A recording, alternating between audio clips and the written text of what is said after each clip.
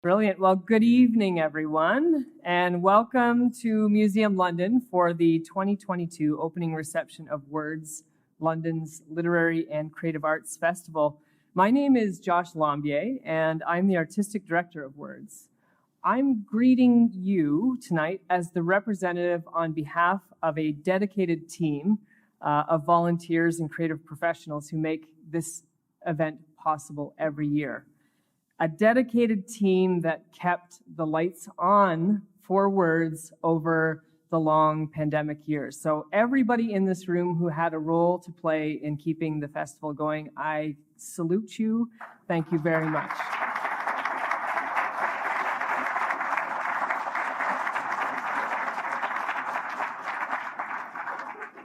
After 2 long years of attending our favorite festivals in front of our screens, from the safety of home, in our pajamas, or in our slippers, maybe without pants. We are excited to provide the opportunity and the occasion to get dressed up again with pants and come back down to engage the arts in London, Ontario. Festivals are about connection, and we're thrilled to return to our home location here at the museum. In my mind, tonight is about resilience, defined as a capacity to bounce back, for our artists and creative community to bounce back after the challenges of weathering our pandemical times. Tonight offers the chance to reimagine our creative community in the post-pandemic recovery period. Tonight also marks a return to our core mission of being a place-based festival that emphasizes engagement, working with our writers and our artists and our community to create intimate and memorable experiences for all of you who are joining us this evening. And I hope will come back and see us over the course of the weekend, the week ahead, and the weeks ahead, and I'll have more to say about that very soon.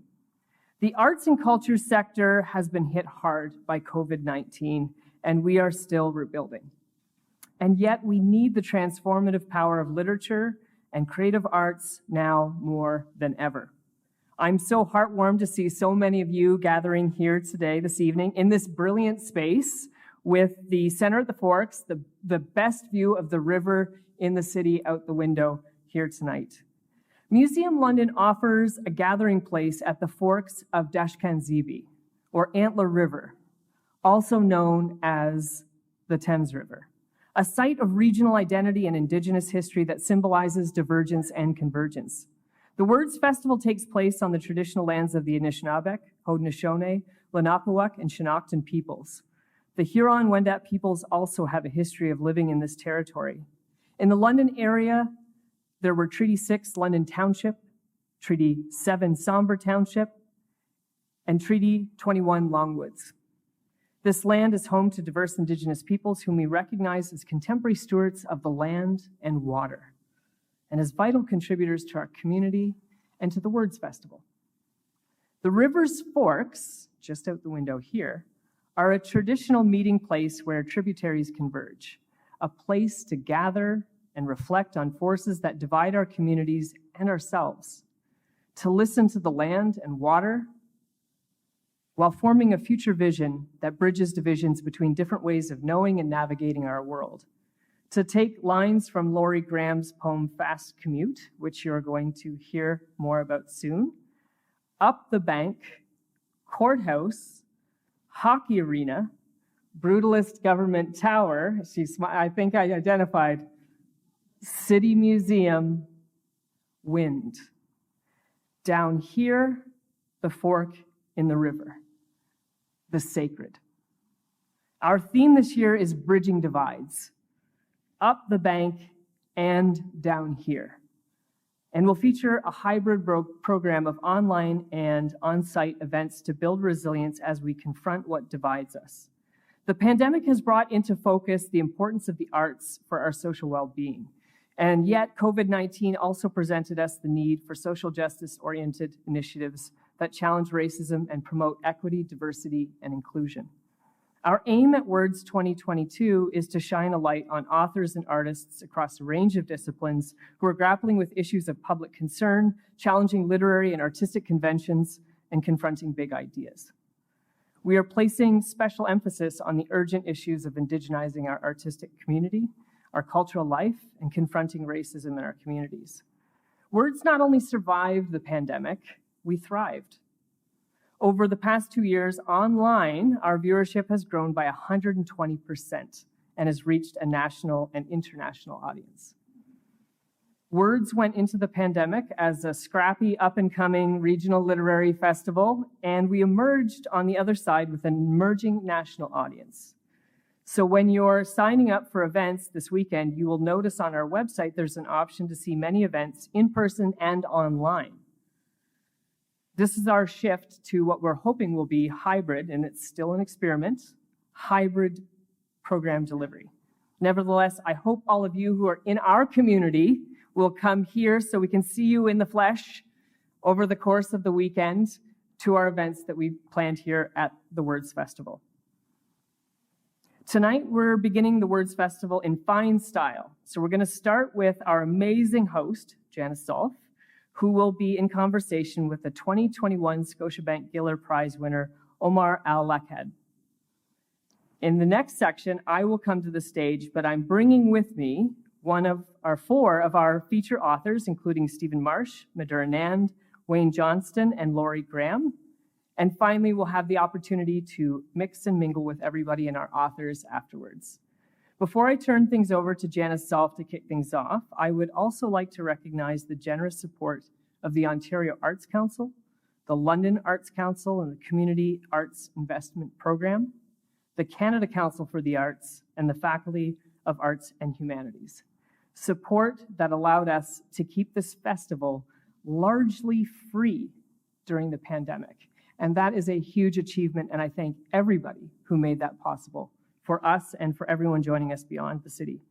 Tonight's event is also in partnership with Embassy Cultural House, who have partnered to bring Omar to London, in particular Jamili and Salah Hassan. We're pleased to have members of Scotia Wealth Management with us tonight, original sponsors of Words from its inception.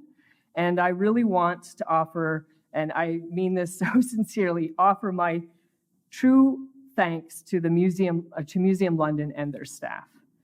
We could not deliver this festival without Museum London. This space is our home.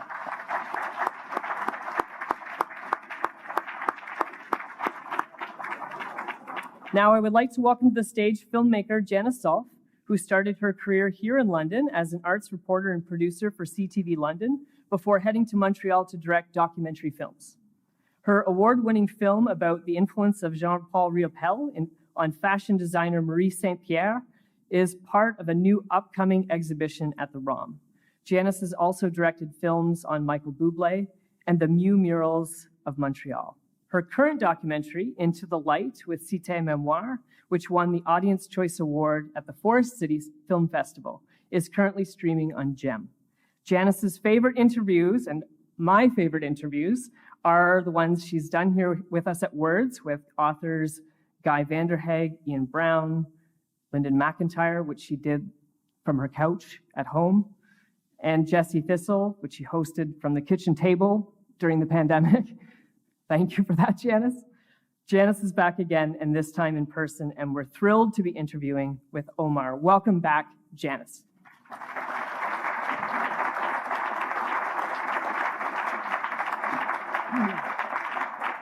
Thank you so much, Josh, for that lovely introduction. And I was going to wear my slippers tonight, but I realized, now that Zoom's over, I actually better put clothes on and, do the professional thing. So it is my pleasure to introduce you to award-winning journalist and Giller Prize winner, Omar El Akkad. Omar.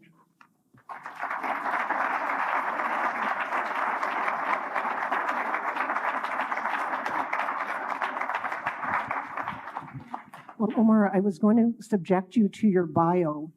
Can you hear me okay? Oh, okay. I thought somebody was waving about the sound there. I was going to subject you to your bio, but instead, I thought I'll just ask you some questions, and we'll get started with that, because you started out as a journalist here in Canada at the Globe and Mail for 10 years, and you covered everything from Guantanamo Bay to the Arab Spring, which figures prominently in What Strange Paradise. So tell me what else you did for the Globe. Tell us all. Yeah, a few years ago. Well, that wasn't good. Hold on. This seems like a good distance, yeah? Yes. All right. A few years ago, I forgot the password to my personal website. So the bio just says, like, he has a novel forthcoming in 2021, and I haven't updated any of it. So the bio is dated. Yeah, my degree's in computer science, and I'm useless at computer science. I don't know why they gave me that degree. I keep expecting them to call and ask for it back. But one of the reasons I'm useless at computer science is because I spent all of my time at the student newspaper, the Queen's Journal. And I was fortunate because at the end of that, I had enough of a portfolio that I could apply to internships, summer internships at the dailies. And I applied at the Globe and Mail, and they'd already hired all of their summer interns. But at the last minute, their investment reporter decided to split parental leave with his wife, who also worked there. They were having a baby, and they decided to split it. Long story short, they were out an investment reporter for the summer. So they hire this kid, 23 years old. I show up the first day at work. I had $4.76 in my checking account. And I show up to be the summer investment columnist for the Globe and Mail. If you took any investment advice from the Globe and Mail in the summer of 2005, I apologize. I didn't know what I was doing. For some reason, I have no idea why, they kept me on. They gave me a 10-month contract, and then they hired me full-time. And I started in the summer of 2006. I started on the Monday. And on that Friday, we had the biggest terrorism arrests in Canadian history. We had the Toronto 18 arrests. I don't know if you remember this, but it was 18 kids, and some of them were like 17 years old. And I had all these grand plans of storming Parliament Hill and all of this stuff. And on that Friday, the RCMP swept in and arrested them all. You know, biggest story in the world for about 2 weeks, biggest story in Canada for like 2 years or something.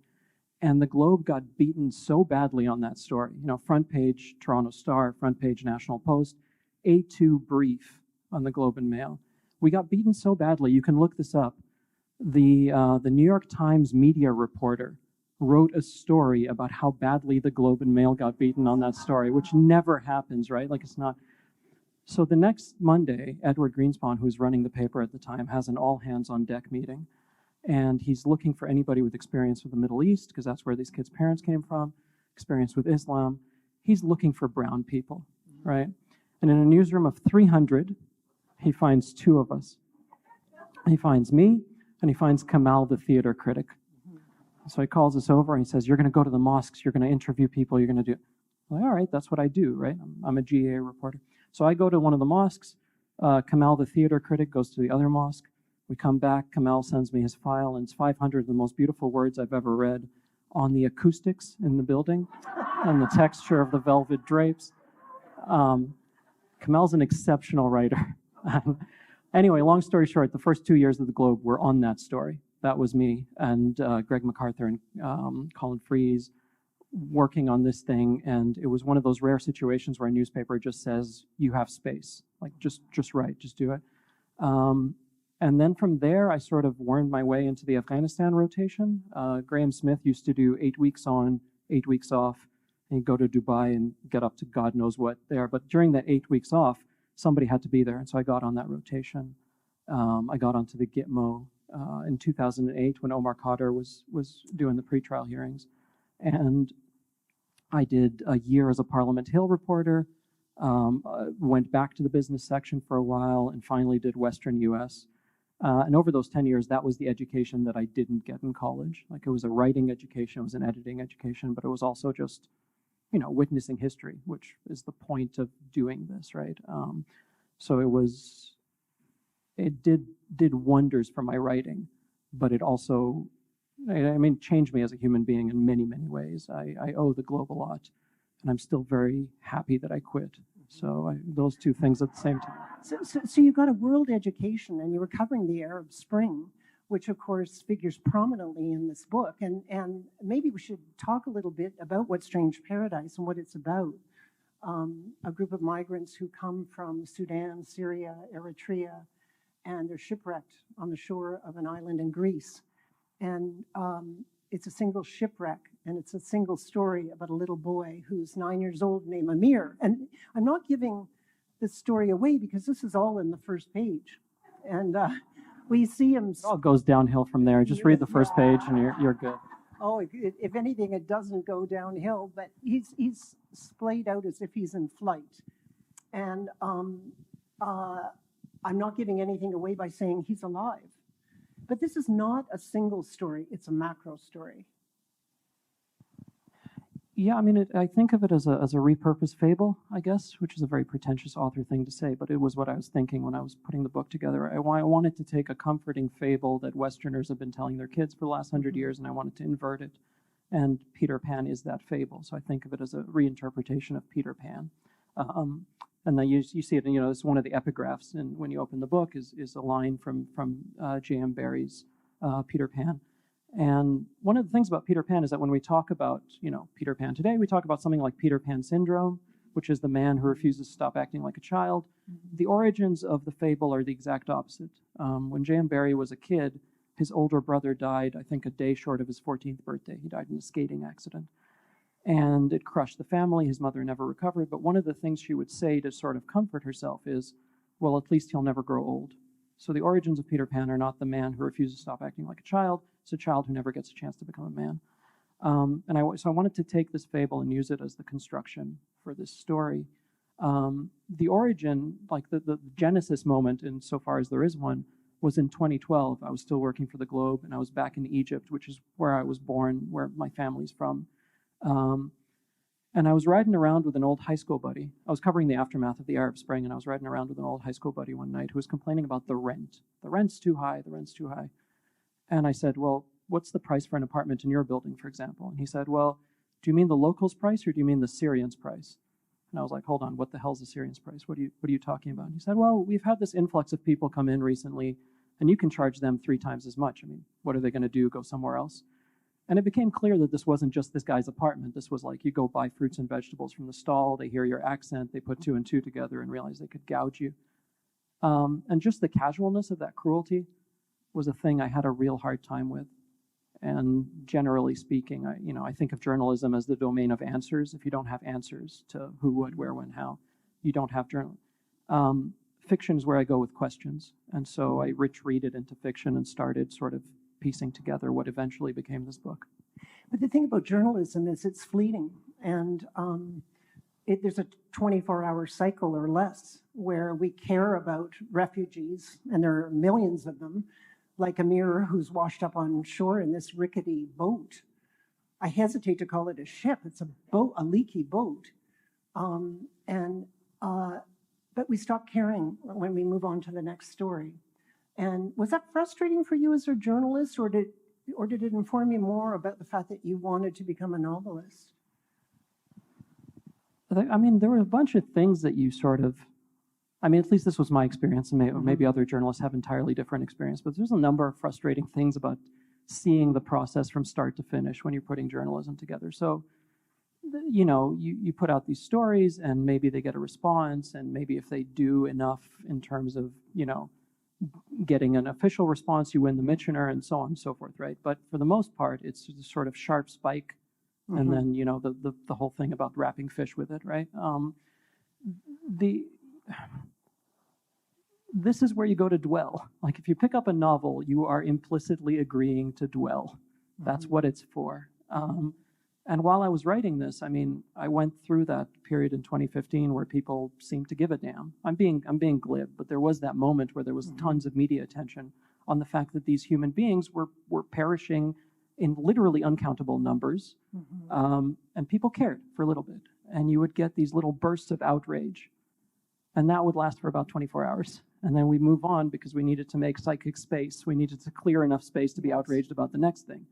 And that became even worse during the Trump years. I genuinely can't tell you what the scandal of the day was, like 2 or 3 years ago. And so all I was trying to do in the construction of the book is to say, we're going to dwell on this. I don't have answers for you. I don't have anything, but we're going to sit with this for a little bit, because I felt like I was living in this situation where the default response was, I'm okay so long as I'm sufficiently outraged by this, and then tomorrow we'll move on and I'll be sufficiently outraged about the next thing. That doesn't speak to the quality of the book or whether I did any of this right, but that's what was going on in my head when I was putting the book together. Because when you're working in journalism, you see the flip side of that. You see, I mean, yeah, we could spend the rest of this panel me talking about sort of the frustrating reactions to journalism. One example, and then I promise I'll move on. One of my friends, Jen, was the social manager at the Globe and Mail. Or before social, it was just the web person, right? And we'd get all these comments. You get these incredibly hateful comments on news stories, right? And so what do you do about that? She eventually bought a piece of software that would allow her to ban individual commenters if they said something, you know, if you had a history of just racist, whatever. But it would ban them to everybody except their own IP address. So they would think that their comment had been posted. And that solved so many problems. It's not because a lot of that's what they want. That's all they want is to see the comment.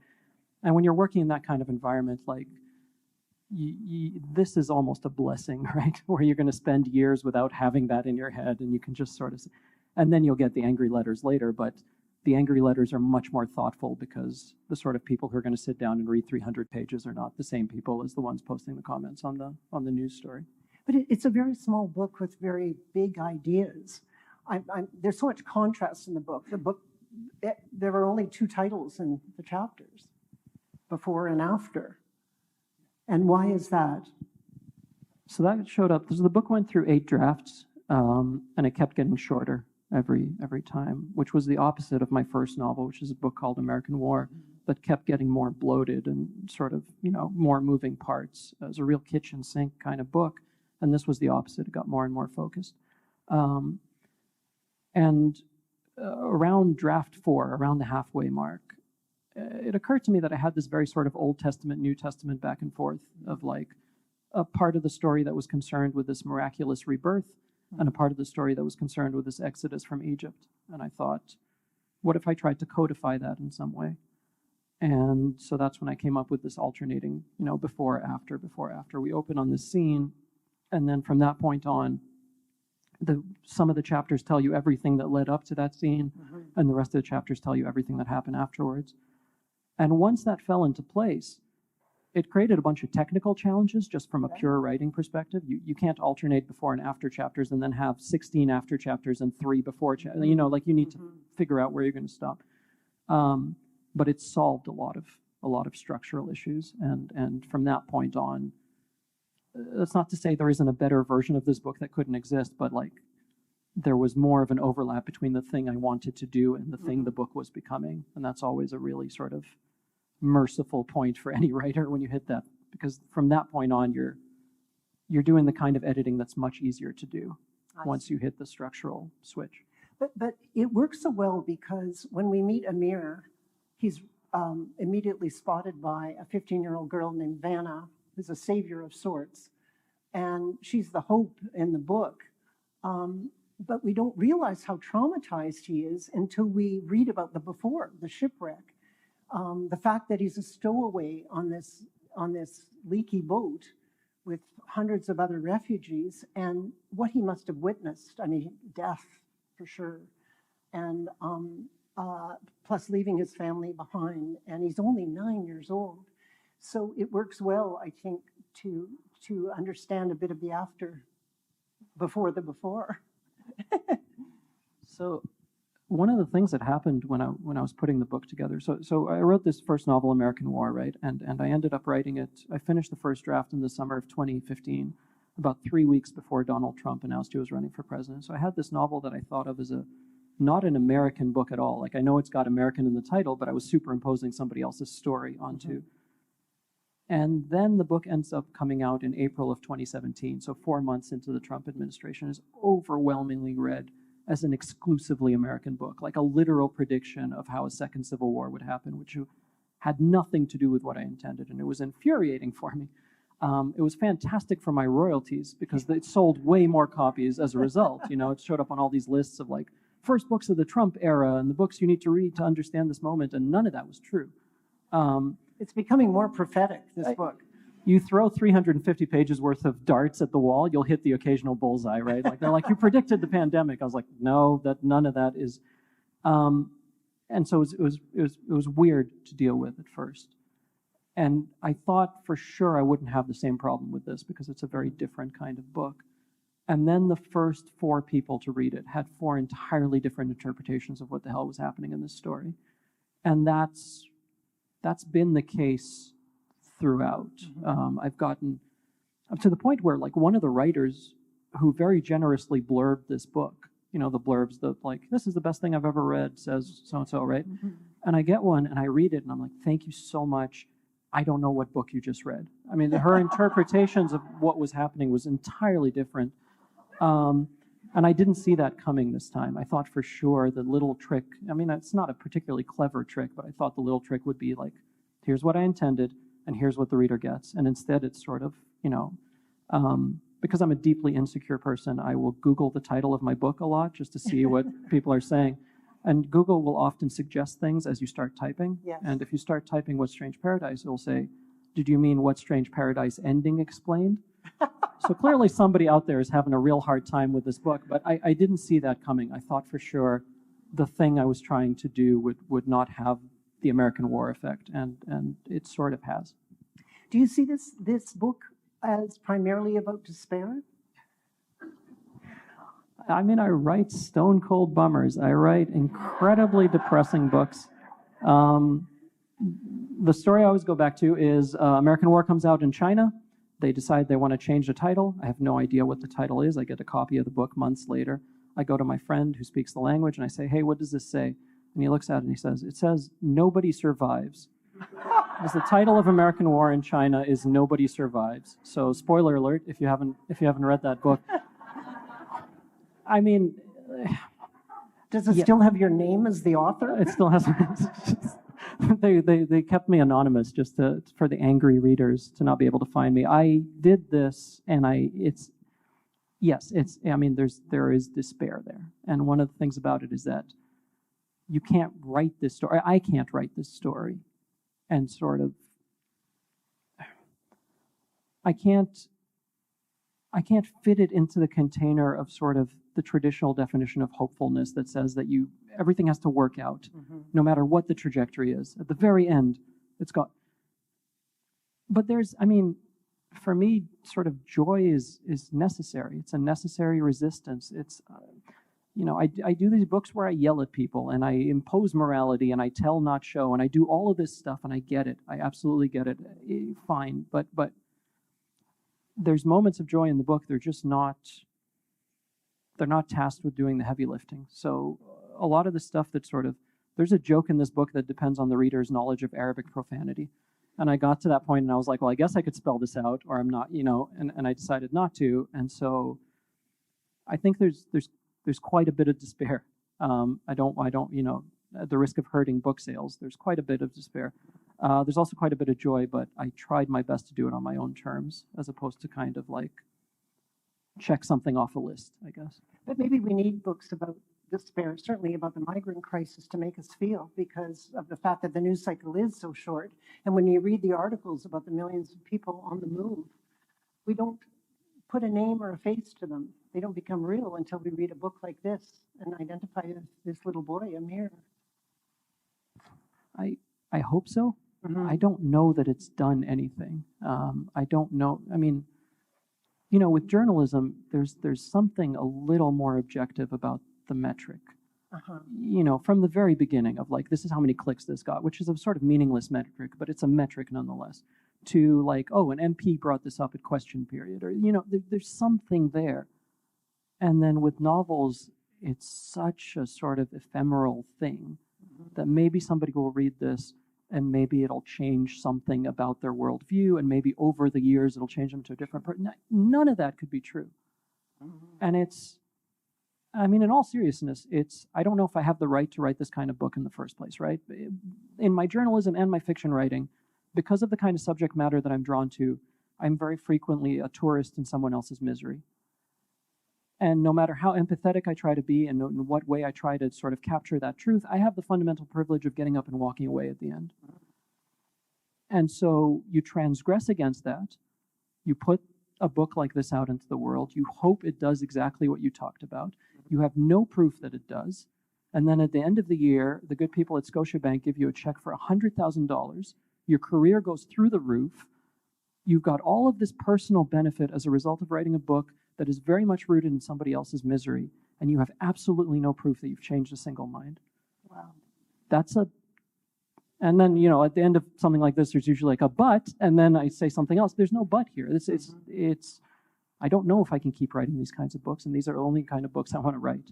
And that's a difficult sort of situation to be in, but I genuinely hope that it's done something. I just have absolutely no proof that it has. I mean, I quoted you in something, in an application. I won't tell you what it's about, but I said, as Omar El Akkad says, or Akkad says, you can't look away. And there's something important with that. We can't look away. So when you read a book, What Strange Paradise, you make us think about it. It marinates a bit, and that's important. But I'm curious about reality and fiction and the way they merge in this book, because I think some of the things that happen seem fictitious, but they're actual reality, like this hotel that you describe in the book. Yeah, I mean, I grew up. I spent a lot of my time in a hotel. So what happened is, in the mid-'80s, my dad had to get the hell out of Egypt. The political situation was getting bad. The economic situation was getting bad. My dad was an accountant. He worked as an accountant in a hotel. And he found a similar job in Qatar, a little peninsula sticking out of Saudi Arabia. Most people know of it now because they're hosting the World Cup in a few weeks. And the thing with Qatar is that the reason people go there is because you make way more money doing the same work. They need bodies. They have tons and tons of oil and gas money, and they need people to do the work. And my dad was one of those people. He went to work at the time, what was really the only hotel in Qatar, and is now like the dinkiest tiny thing because they built all these Four Seasons and stuff. So I spent a lot of my time there. And so you spend your time around tourists, people who have this weird relationship with experience, because the idea is they've come here and they've paid for a certain experience. But what they've really paid for is the negation of experience. What they've really paid for is, if you want the experience, leave that hotel, go to the edge of town to the migrant work camps, because those are the people who built this place, right? And see, but what you're paying for is the exact opposite of that. And a lot of the Hotel Xenios in this novel is based on that kind of relationship with place. I'm going to pay to go and experience the place, but really what I'm paying for is this incredibly sanitized, antiseptic sort of relationship with place. That's firmly anchored in the kind of stuff I saw sort of existing in that world. And in fact, the only reason we went there was for our version of that, right? Like, if you weren't getting paid way more, you would not go to Qatar. 50 degrees in the shade is fantastic and everything, but you wouldn't do that work. So yeah, it's very much based on what I saw in that environment. And also the scene with the billboard of the politician, was it the king? No, who was being elected, and he's already being congratulated before the election. Yeah, they get into Egypt and there's a big billboard and it's congratulating the president on his re-election, and the election hasn't happened yet. And that the weird thing about stuff like that is that that's a real thing in Egypt. There's a big especially I haven't been back since Sisi took over, but I assume it's a similar thing. When I was there, it'd be congratulations, President Mubarak. And the funny thing is that congratulations, President Mubarak would be in this this size font. And the name of the guy who took out the billboard would be in this size font, because that's the whole point, right? Is that you want the authorities to know that you're a sycophant. There's no point being a sycophant anonymously. You don't get anything out of it, right? A lot of the things in the book, it's a fable, it's fantastical, but a lot of the things that feel the least plausible in this book are things that I took verbatim from real life. So another point in the book, Amir and his family are watching TV, and there's this press conference where a general with the Egyptian military is announcing that the military in all its glory has created a device that cures all diseases. And the audience is applauding this.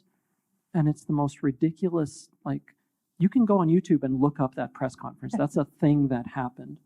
And it was very, very difficult to sort of think around that, because especially when you're writing all fiction is political, but when you're writing especially overtly political fiction, you think of the job of fiction being to intrude on reality, and then you have reality intruding on the fictional, and you don't, like, I didn't know how to deal with that. So there's a bunch of moments in this book that just feel made up, and they're the ones that aren't made up.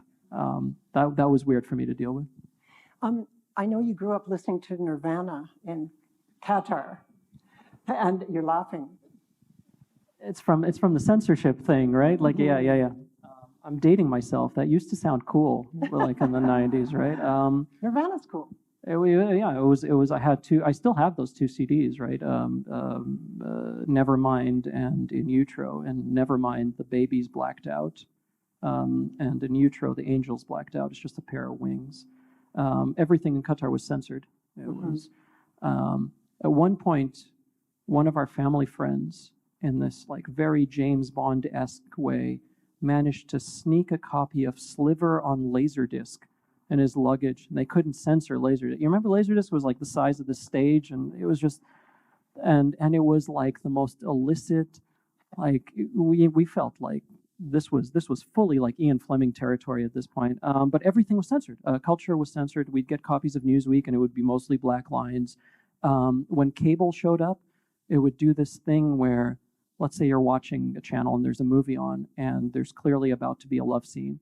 So, two people are leaning in, and the screen would freeze, but the audio would keep going, which is infinitely more creepy and weirdly pornographic than just watching the scene, because it's just frozen, and you're just hearing these sounds out of context, and then it cuts to like the end, this.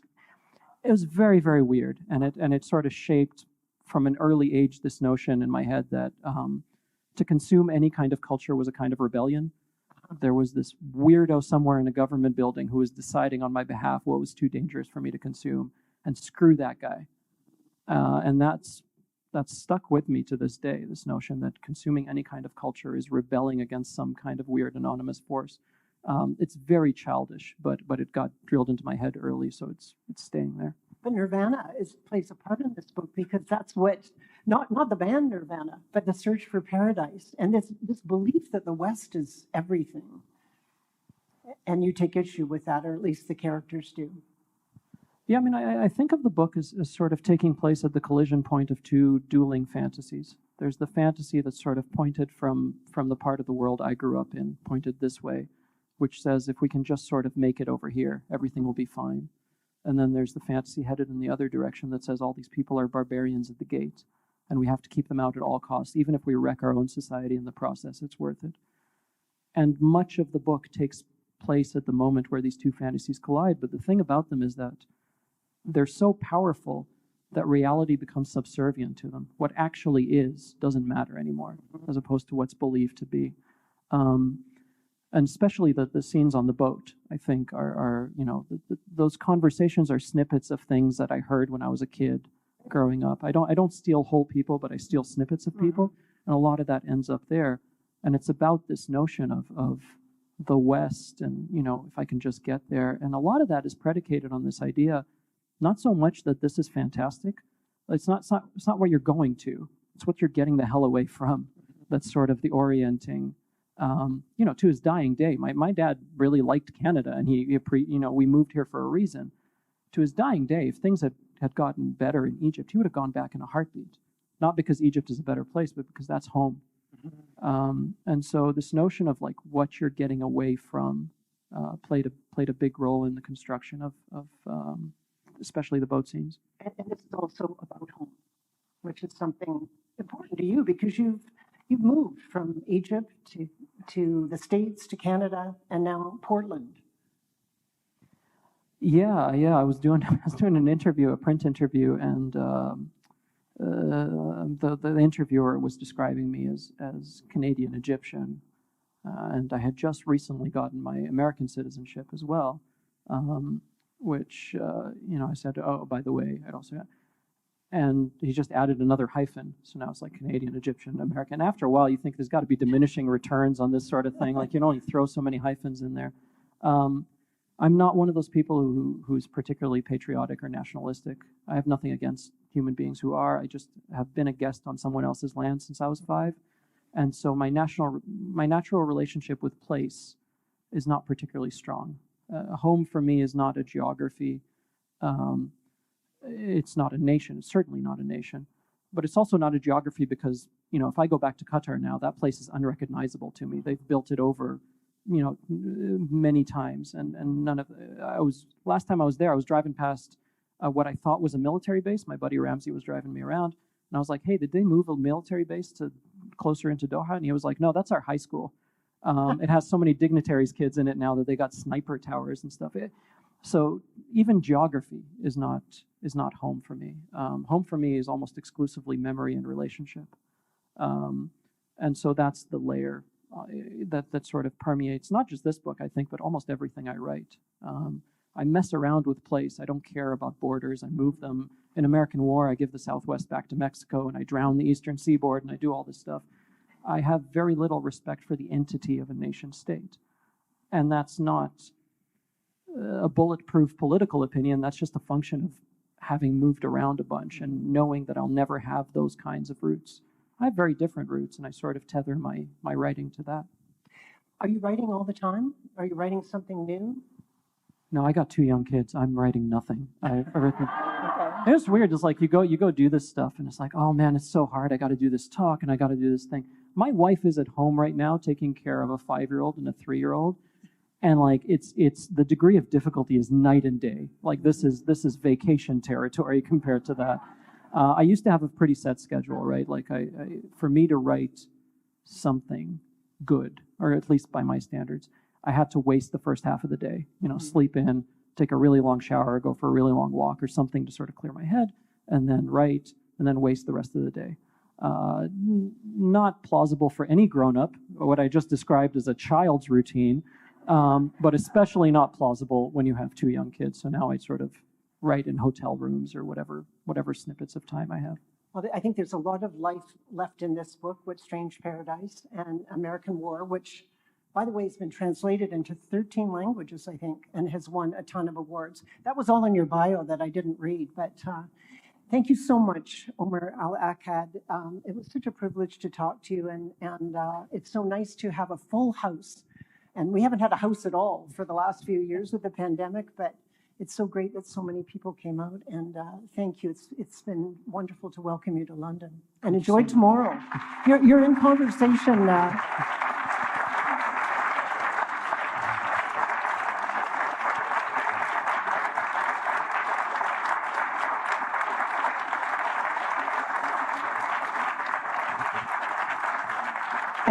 And you'll be able to watch Omar on the Giller on Tuesday night, handing the baton to the new winner, right? Is it Monday or Tuesday? Monday or Tuesday. Genuinely forgot. One of those 2 days, I will be handing the Giller to somebody. Don't take my word for it. I think you should look it up on the calendar. I think it is Monday. And tomorrow morning, do you want to just tell us what you're doing? So many people will want to go hear you tomorrow morning. I'll be talking with my new friend Hassan, who I said I would not look in his direction. I refused to look in his direction. So Hassan runs the Global Studies Department at Michigan State University and has very kindly agreed to sit and talk with me tomorrow morning. I have no idea what we're going to be talking about. I don't think he does either. We're gonna make it up as we go along, but that's happening tomorrow, so you can come watch that train wreck if you feel like it. I doubt it'll be a train wreck. Thank you so much, Omar. And join Josh. He's coming up with a star panel of writers.